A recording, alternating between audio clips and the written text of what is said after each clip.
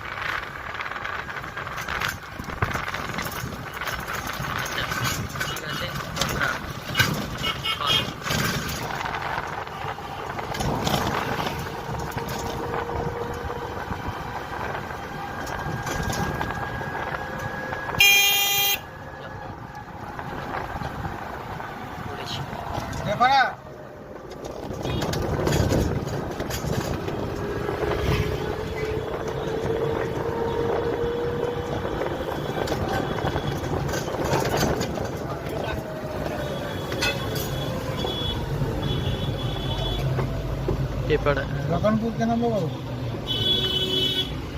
রতনপুরে গিয়েছি। হ্যাঁ, ওই তো ওদিকে আছে।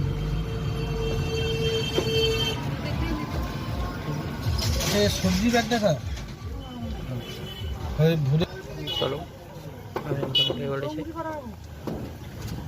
15 টাকা। ঠিক আছে, আমি এখন বসেছি, আস্তে আস্তে আমরা এবার এগোবো।